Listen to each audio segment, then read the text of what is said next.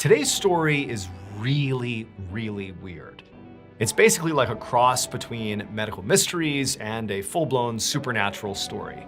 In the quiet towns of Bolton, a strange story lingers that no one can explain. The Callahan sisters became known not for crimes or gossip, but for something far more shocking. They never grew older.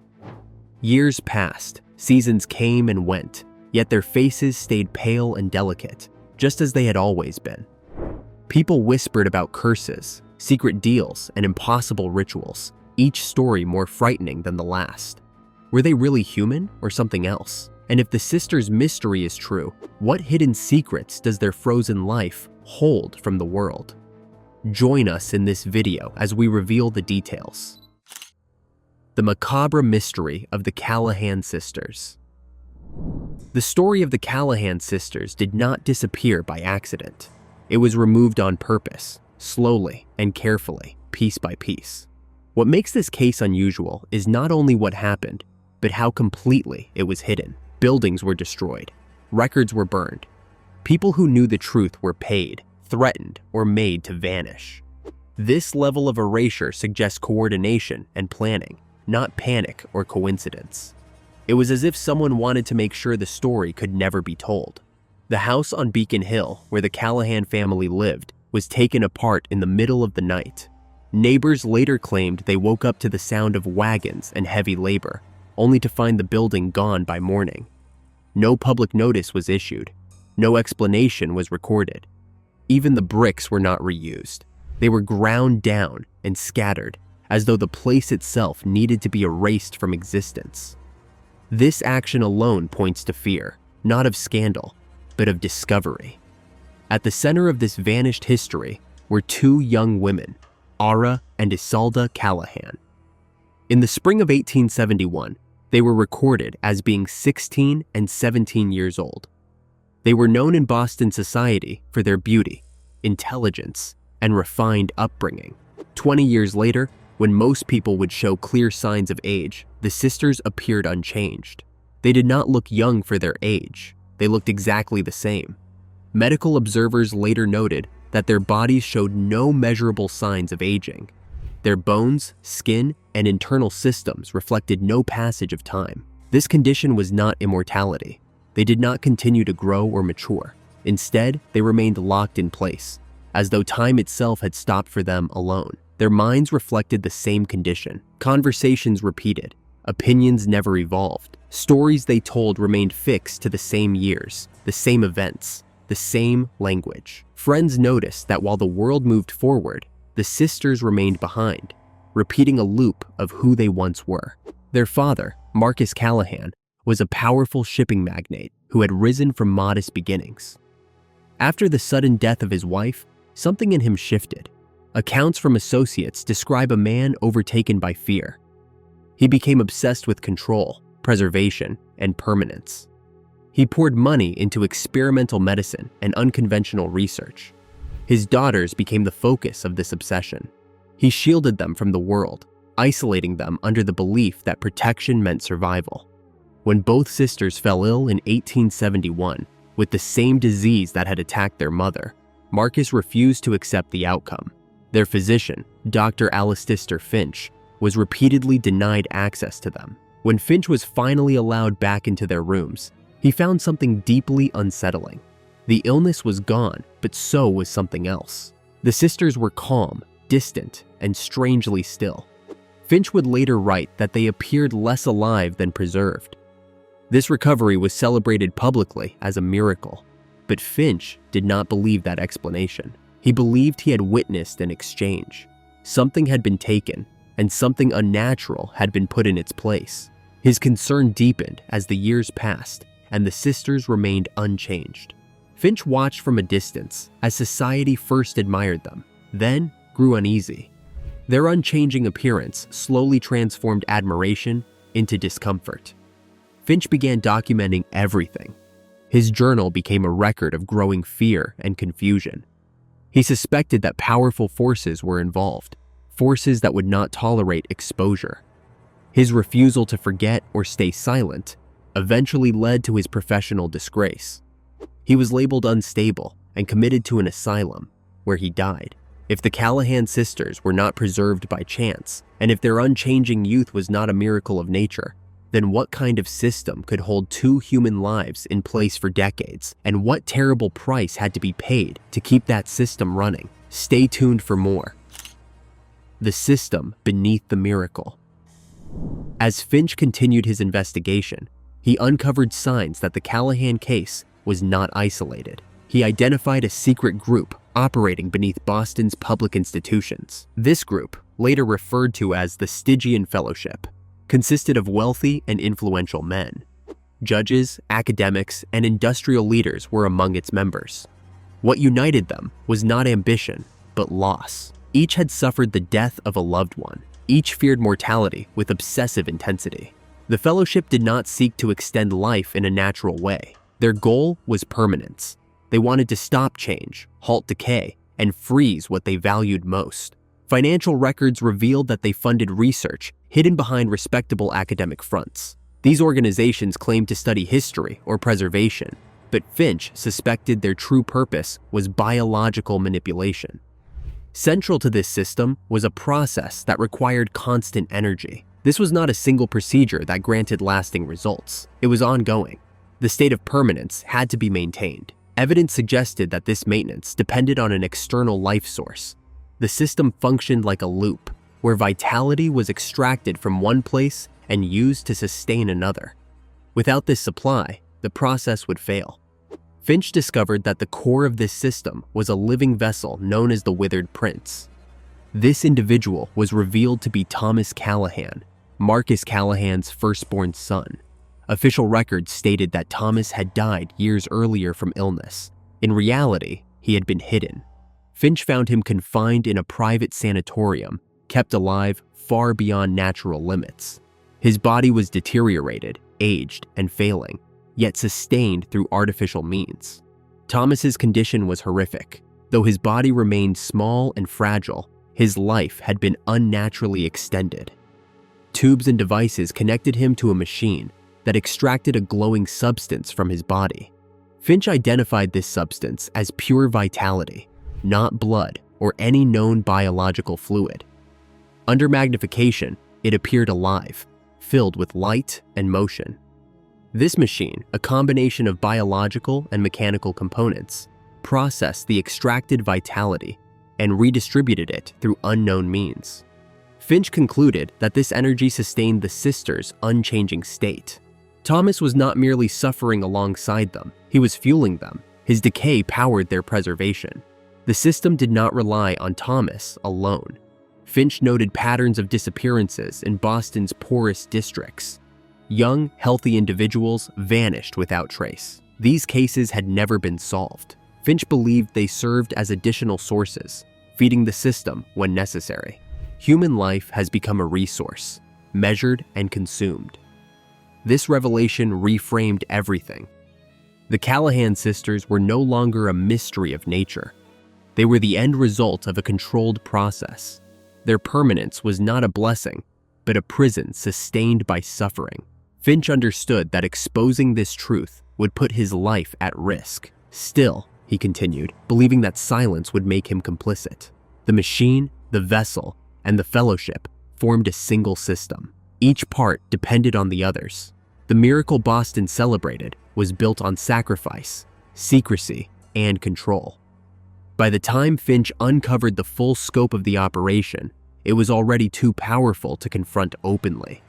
His final writings suggest he knew the cost of what he was doing, but chose truth over safety. Different people tell different stories, and some claim the truth may have been hidden or even lost entirely. So what really happened inside the walls of the Callahan house? And could the house itself hold the answers, or does its mystery lie somewhere else? Let's learn more. The Unchanging Sisters of Beacon Hill. Historical records and later statements describe a strange medical and family case connected to the Callahan family, who lived on Beacon Hill in Boston during the mid to late 19th century. Most of what is known about this case does not come from official documents. Instead, it comes from private writings, secondhand reports, and later investigations. At the center of the case was Dr. Amos Hartwell, a physician who became involved with the family near the end of their known history. In the winter of 1871, Dr. Hartwell visited the Callahan home. What he saw there deeply disturbed him. Although he never spoke publicly about the visit, personal notes and conversations with trusted colleagues suggest the experience changed him. He later admitted that he believed he had witnessed something that could not be explained by medicine. He also admitted that he failed to act, choosing silence instead. This decision followed him for the rest of his career. The Callahan family were Irish Catholic immigrants who arrived in Boston in 1842. They were known to keep to themselves and avoided attention. They lived on Beacon Hill, an area associated with order and privacy. Their daughters, Margaret and Catherine Callahan, were educated at home. From a young age, people noticed that the girls were different. They were described as unusually intelligent and emotionally intense. Some observers also said the girls seemed far too aware for their age. The first major change in the family occurred in 1863, when the mother, Siobhan Callahan, died suddenly. Witnesses reported that she aged very quickly in a short amount of time before her death. Those who saw her near the end said the change was shocking. When her body was found, jars and unknown materials were discovered nearby. This suggested long periods of preparation or experimentation. Margaret and Catherine did not show visible grief. Some later claimed this meant they already knew what would happen. After his wife's death, Patrick Callahan's health declined rapidly. Dr. Hartwell observed that Patrick aged far faster than expected. His strength faded, his appearance worsened, and his mental state became unstable. During medical visits, Patrick told the doctor that something was feeding on him. He explained that it was not eating his body, but something deeper that he could not fully describe. As Patrick weakened, changes in the daughters became clearer. Margaret and Catherine appeared stronger and more energetic as their father declined. Dr. Hartwell examined them and noticed several abnormalities. Their heart rates were slower than normal, their body temperatures were low, their pupils reacted weakly to light. Their behavior also became unsettling. They moved together, spoke in similar patterns, and showed matching emotional reactions, often at the same time. Patrick Callahan died in 1871. Soon after, Dr. Hartwell returned to check on the daughters. During this visit, the sisters told him that a transfer had been completed. They referred to their father as a vessel. They stated that they would no longer age or die. This confirmed fears the doctor had developed over time, based on the family's changes and decline. Over the next 30 years, reports of the sisters continued. People claimed to see Margaret and Catherine in different places, always looking the same age. No reports described them aging. Some sightings conflicted in dates and locations, leading witnesses to suggest that time behaved strangely around them. Despite these accounts, the sisters avoided public life. In 1899, journalist Thomas Brennan entered the Callahan house to investigate rumors. He never returned. Police later discovered a hidden, lead-lined room inside the home. Inside was a stone altar carved with names, including the parents and Brennan. Even after the house was destroyed, sightings continued.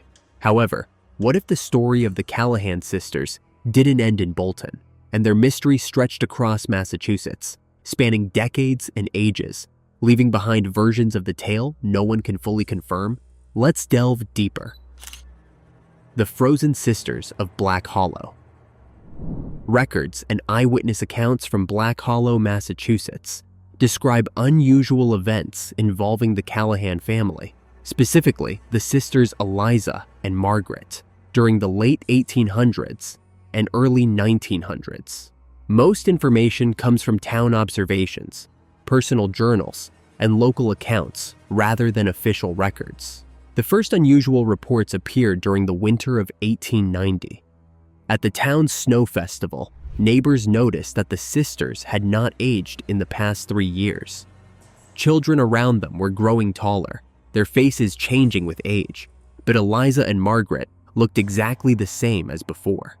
Some adults remembered seeing the girls years earlier, and they had already appeared unchanged. In a town where people knew each other well, this consistency was unsettling. The Callahan house sat at the edge of town, It was a tall Victorian home with pointed gables and narrow windows. Curtains rarely moved, yet sometimes a lamp glowed upstairs at night. Children claimed that touching the iron gate felt strangely cold, as if the metal had no warmth.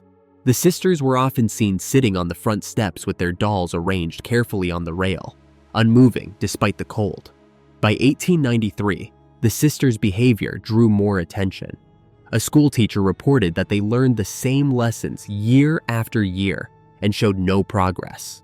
Their voices stayed the same, and other children avoided them, saying they seemed to know what someone would say before they spoke. The sisters did not appear lonely and seemed content in their quiet world. Patrick Callahan, the sisters' father, died in 1902.